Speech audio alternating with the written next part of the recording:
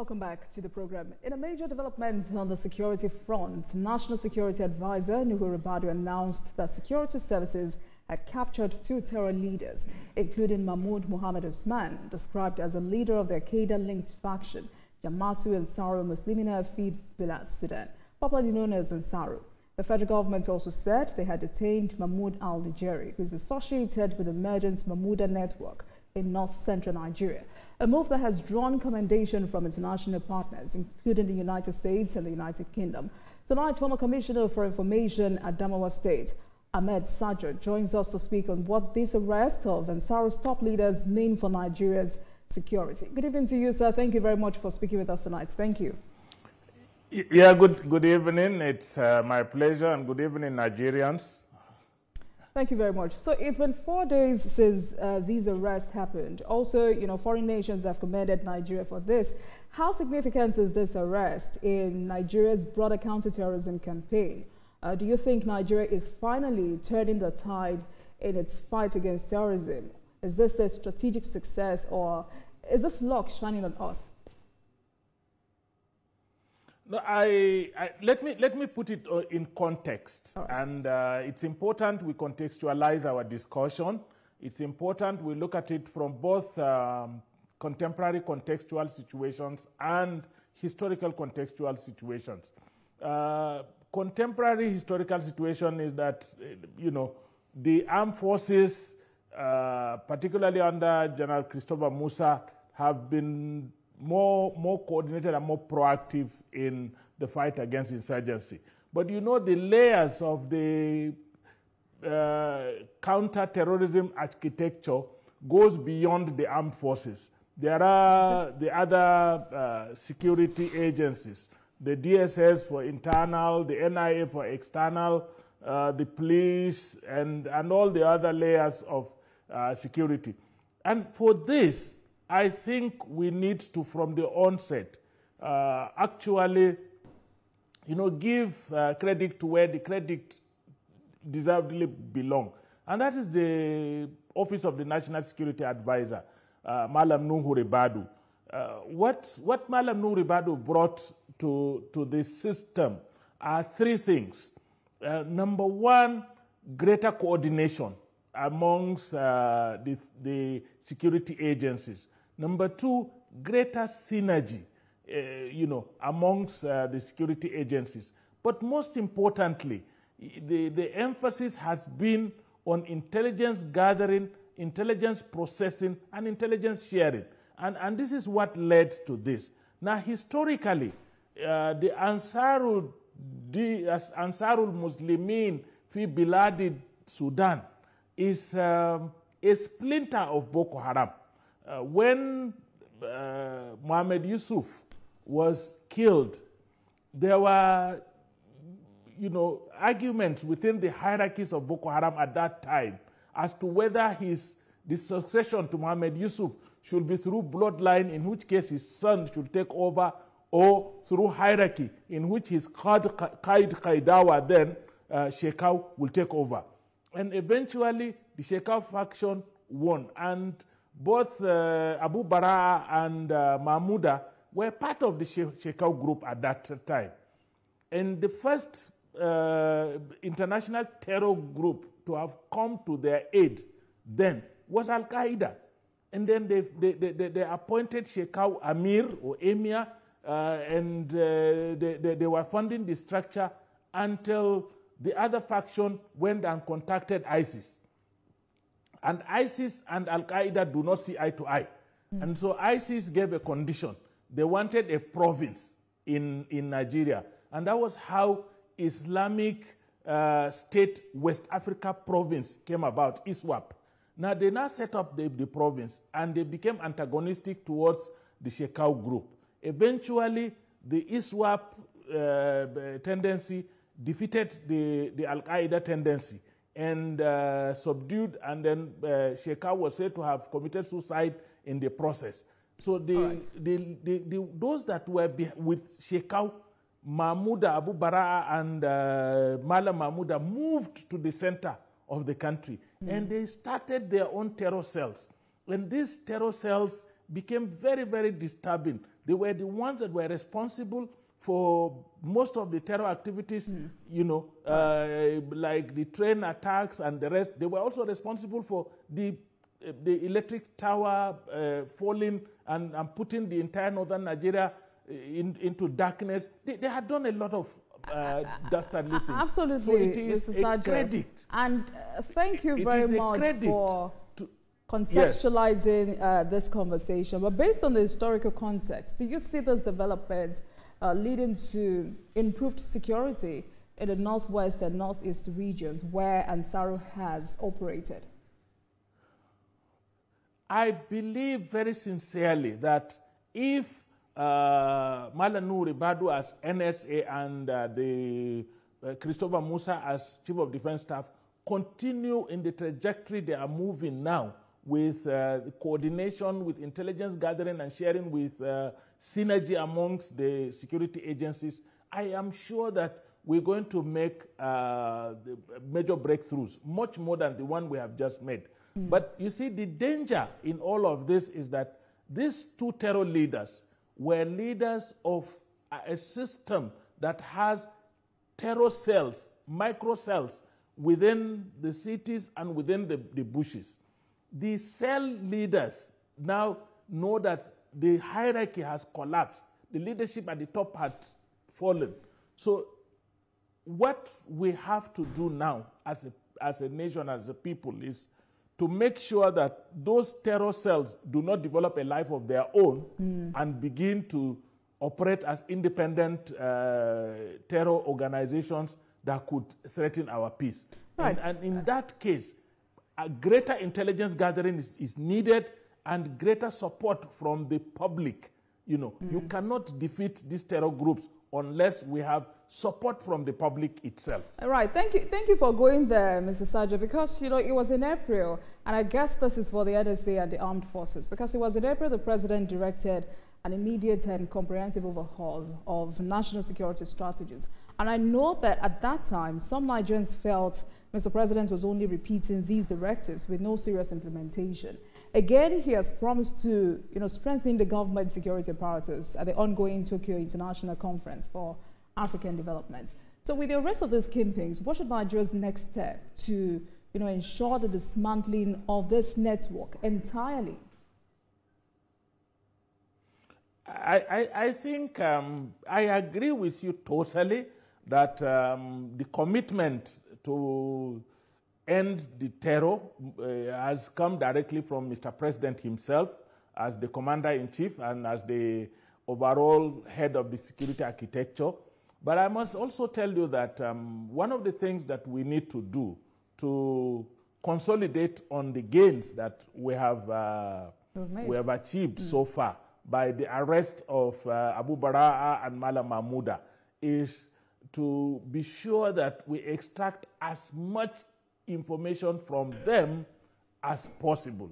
We need to go after their lieutenants, those that are close to them. People who don't know should know that the Boko Haram system is well structured. They have people they call Qaids, they have people they call Munzur, they have people they call Irasi, they have different strata and hierarchy, akin almost like military ranking system.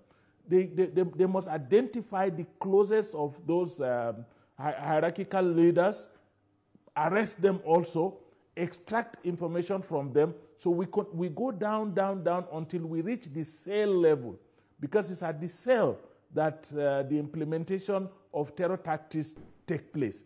The top hierarchy of the terror network normally sits and designs a strategic plan for unleashing terror on the people.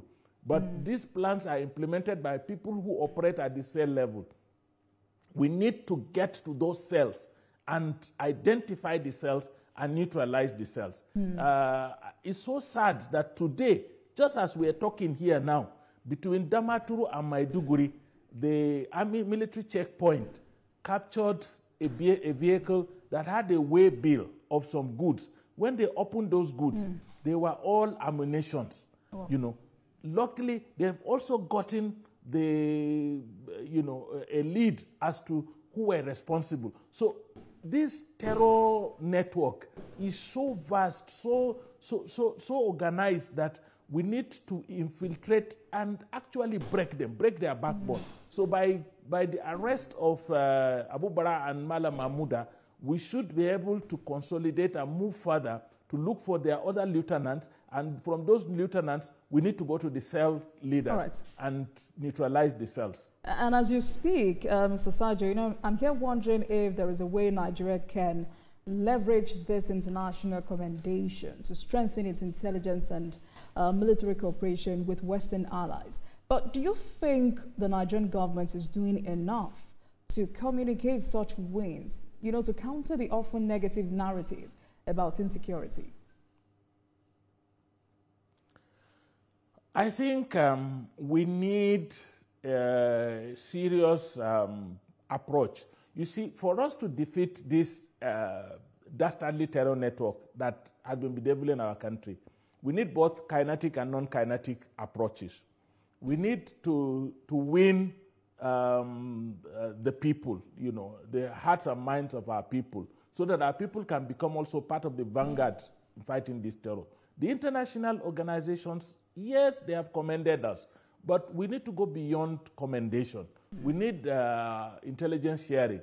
Almost all of the international organizations that operate in Nigeria, all the major key embassies that operate in Nigeria, also have their own intelligent network gathering mechanism.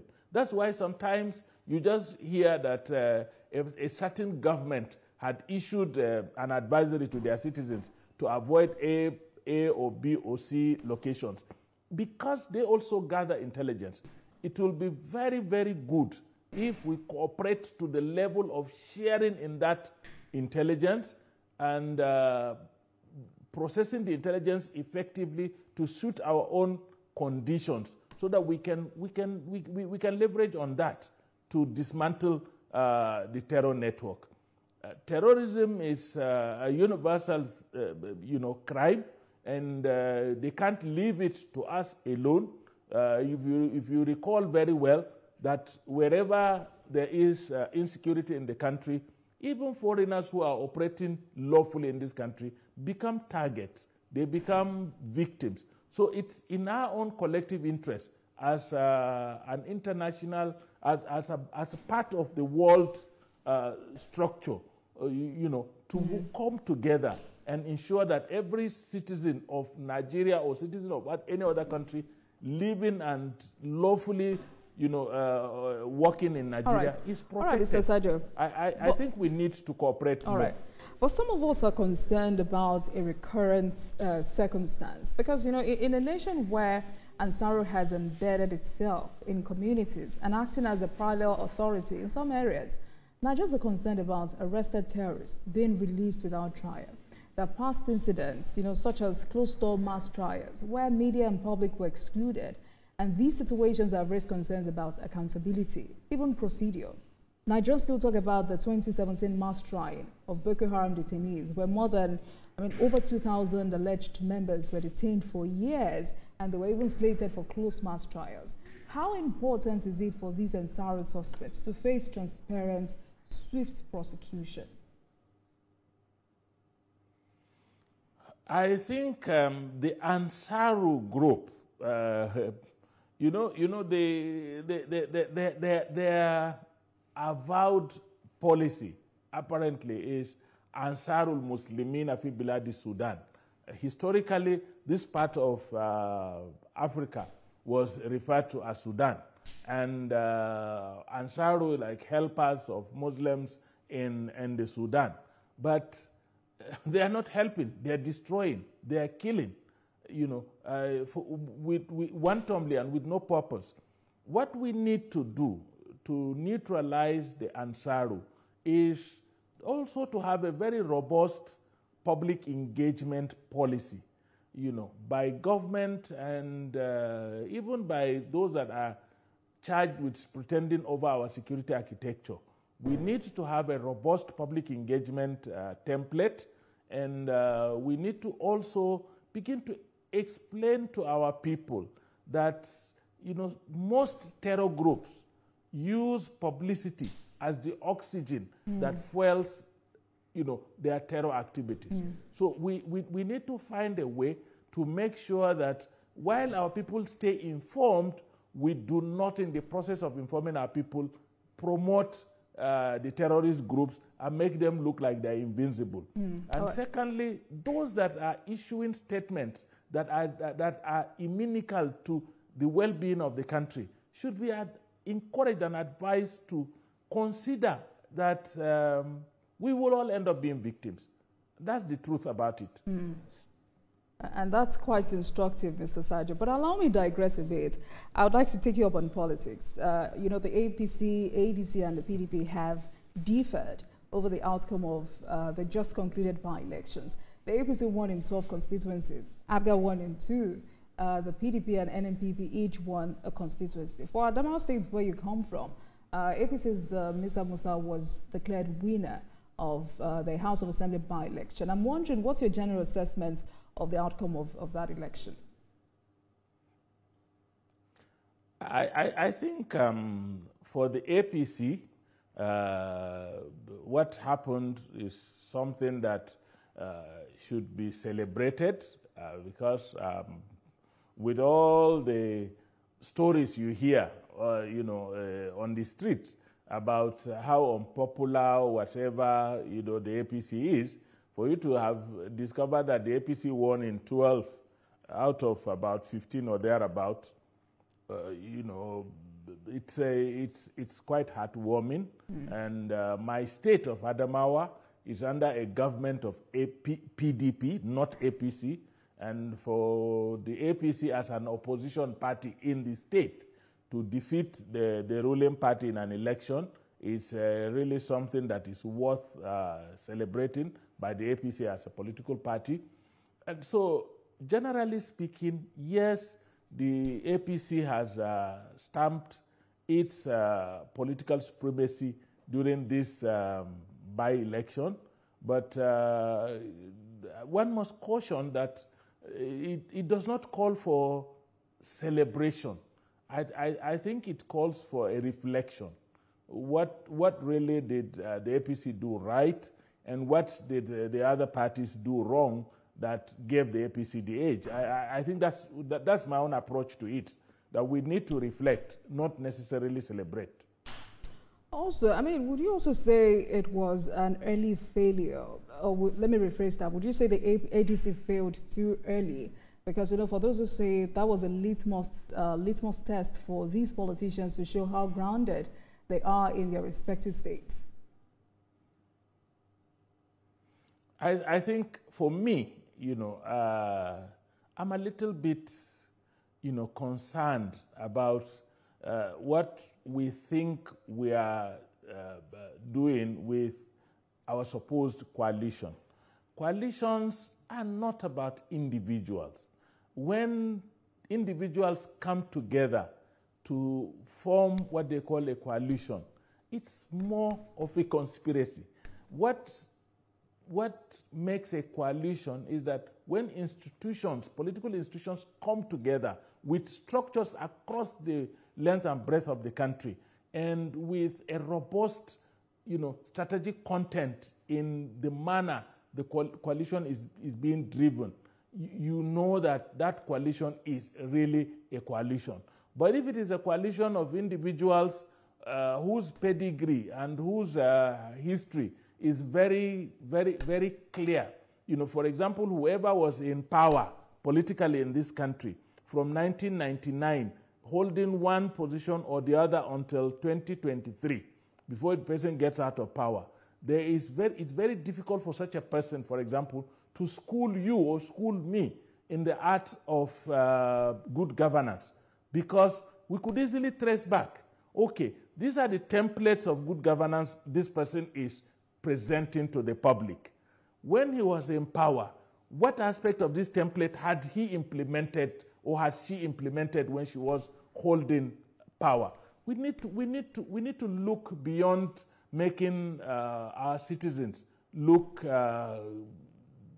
not unintelligent. We know There are some of them that are really genuine, that they are revolutionaries and they want a change and the rest. But there are many of them that will not pass the litmus test of doing anything different from what they are arguing about. And probably that's why people keep telling them, talking about the fact that the entire concept of a coalition is just to take over power. It's just to but they say Nigerians are hungry and that they're coming to take over power just to make the economy better. Isn't that enough to convince voters? That's what I'm telling you. If you want to come and take over and make the country better, give us your pedigree. Tell us what you did to make life better for Nigerians in the past. The problem we are facing is that we're all going round the same cycle. We're doing the same thing. You cannot do the same thing and expect a different result. All right, then. Thank you very much. I'm sure it's important for us to have that conversation some other time. Mr. Ahmed Sajo, thank you so much for speaking with us tonight. Sadly, we do not have enough time for this conversation. Former Commissioner for Information at Adamawa State, Ahmed Sajo, thank you so much for speaking with us tonight. Thank you very much. My pleasure always. Thank you. Thank you. Thank you. And thank you very much for watching, everyone. That marks the end of today's episode of Politics Tonight. But before we go, let's tell you that the views and reactions of our resource persons are theirs and have no connection with TVC News. Meanwhile, you can watch the repeat broadcast of this episode at 12:30 a.m. Get in touch with us on our social media handles, Facebook, Instagram, and X at TVC News NG and at Olajumoke using the hashtag Politics Tonight. We're also on YouTube at youtube.com/TVC News NG. I am Olajumoke Olatuji. Good night, everyone.